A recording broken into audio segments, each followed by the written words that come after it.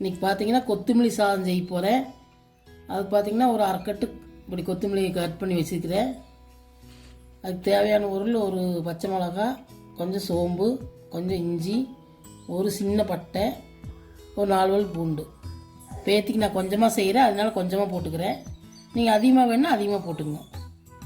அதுக்கு தாளிக்கிறதுக்கு தேவையான ஒரு வெங்காயம், கொஞ்சம் முந்திரி, கொஞ்சம் கருவேப்பிலை, இதெல்லாம் போட்டு பேஸ்ட்டாக அரைச்சிக்கலாம். அரைச்சிட்டு எப்படி செய்யணும்னு காமிக்கிறேன். அப்புறம் ஒரு தட்டு சாதம் இப்படி ஆற வச்சுக்கோங்க. நான் கொஞ்சமாக செய்யறதுனால கொஞ்சமாக போடுறேன். பார்த்திங்கன்னா பேஸ்ட் அரைச்சாச்சு.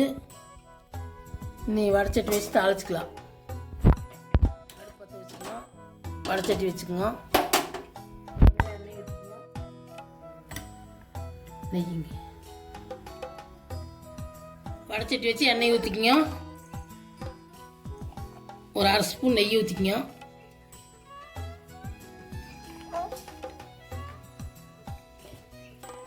மணத்துக்காக நெய் ஊற்றிக்கலாம். கடுகு போட்டுக்கலாம்.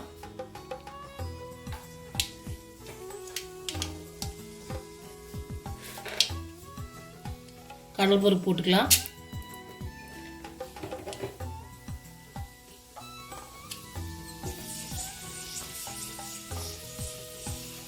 உளுந்து போட்டுக்கலாம். எல்லாம் பொரிட்டு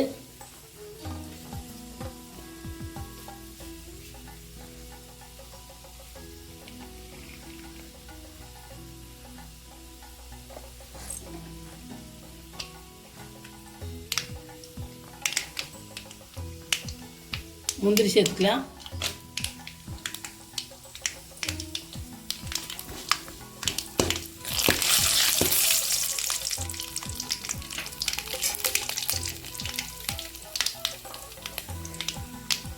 கருவேப்பிலை, வெங்காயத்தையும் போட்டுக்கலாம்.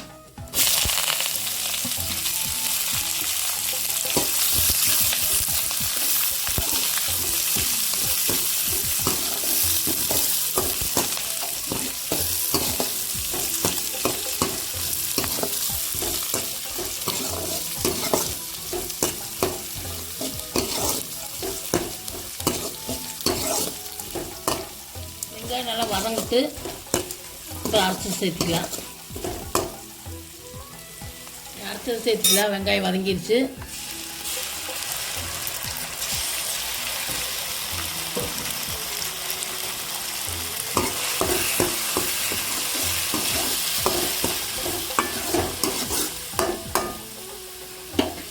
பார்த்தீங்கன்னா அரைச்ச பேஸ்ட் நல்லா ஊற்றிட்டு நல்லா வதங்கிட்டு அதோட உப்பு சேர்த்துக்கலாம். கொஞ்சம் உப்பு சேர்த்துக்கலாம்.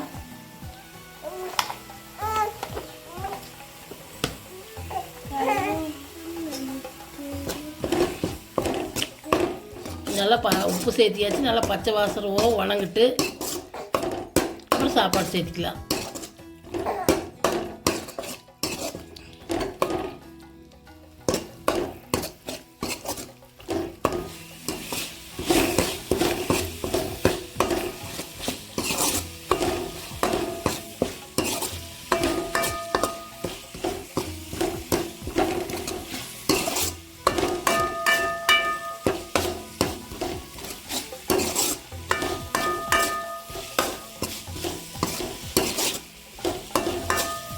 பச்சை வாசம் போயிடுச்சு. பாப் பண்ணிக்கலாம். சாப்பாட்டு போட்டு கிளறிக்கலாம். நான் பேத்திக்கு மட்டும் கொஞ்சமாக செய்கிறேன். நீங்கள் இன்னும் வேணா இது எல்லாமே எக்ஸ்ட்ரா போட்டு செஞ்சுக்கணும். ஸ்கூல் பேத்தி கேட்டான்னு செஞ்சு கொடுக்குறேன். இந்த சாதம் பார்த்தீங்கன்னா நல்லது, குழந்தைகளுக்கெல்லாம் சத்தானது. நீங்கள் உங்கள் குட்டீஸுக்கெல்லாம் அப்படி செஞ்சு கொடுங்க.